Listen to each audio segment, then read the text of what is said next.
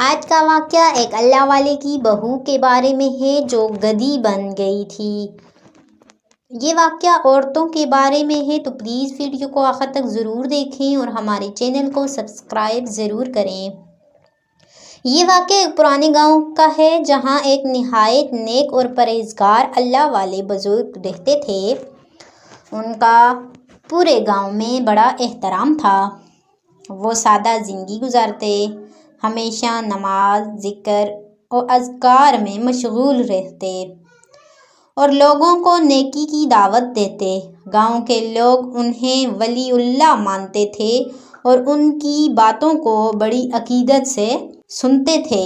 بزرگ کا ایک بیٹا تھا جو شادی شدہ تھا، لیکن ان کی بہو نہایت بدتمیز اور مغرور عورت تھی۔ وہ اپنی دولت، حسن اور جوانی پر نازاں تھی اور دین کے معاملے میں بہت لاپرواہ تھی۔ وہ نماز روزے کو فضول سمجھتی اور اپنے سسر کو بھی نظر انداز کرتی۔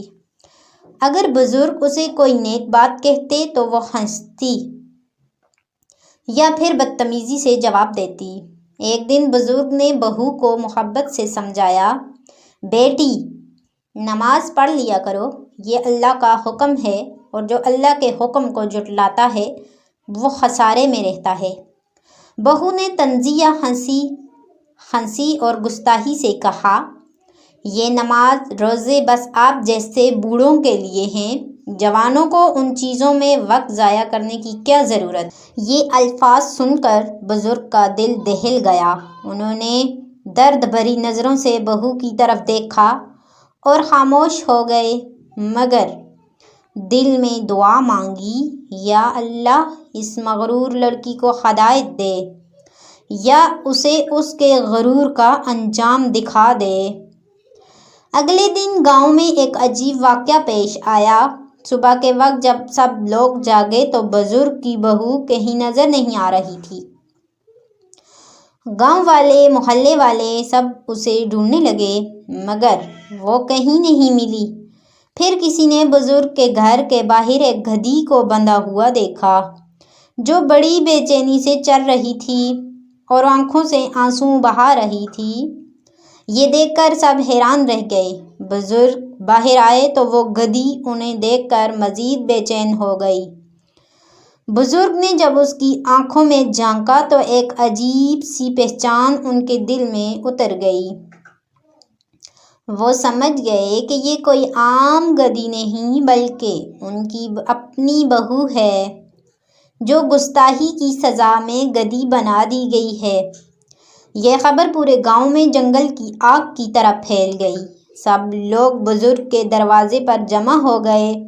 ہر شخص خوفزدہ تھا کہ اللہ کی نافرمانی کا انجام اتنا بھیانک ہو سکتا ہے۔ کچھ لوگ رونے لگے، کچھ استغفار کرنے لگے اور کچھ لرزتی آواز میں سورہ یاسین پڑھنے لگے۔ بزرگ کو اللہ سے خاص تعلق تھا، چنانچہ لوگوں نے ان سے دعا کی درخواست کی۔ بزرگ نے گدھی کی طرف دیکھا اور اللہ سے دعا مانگی، اے اللہ، تو سب پر رحم کرنے والا ہے، اگر تیری حکمت میں بہتری ہو تو اسے معاف کر دے۔ یہ کہنا تھا کہ اچانک گدھی زور سے گری، اس کا جسم کانپنے لگا اور پھر سب کے سامنے وہ دوبارہ انسان میں تبدیل ہو گئی۔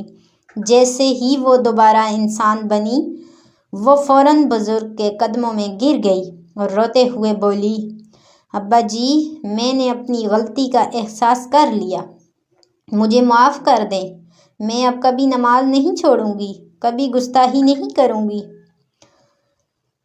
یہ واقعہ پورے گاؤں کے لیے ایک بڑی نصیحت بن گیا۔ ہر شخص نے اللہ کے عذاب سے ڈرنا سیکھا اور سب لوگ اللہ سے بخشش مانگنے لگے۔ بزرگ کی بہو نے اپنی باقی زندگی عبادت، نیکی اور عاجزی میں گزار دی اور کبھی دوبارہ غرور اور بے ادبی نہ کی۔ اللہ کے حکم کی نافرمانی اور بڑوں کی بے ادبی بہت بڑی تباہی لا سکتی ہے۔ غرور اور تکبر کا انجام ہمیشہ برا ہوتا ہے اور جو لوگ دین کو مذاق سمجھتے ہیں وہ کبھی نہ کبھی اس کی سزا بھگتتے ہیں۔ اللہ ہم سب کو ہدایت دے اور اپنے عذاب سے بچائے، آمین۔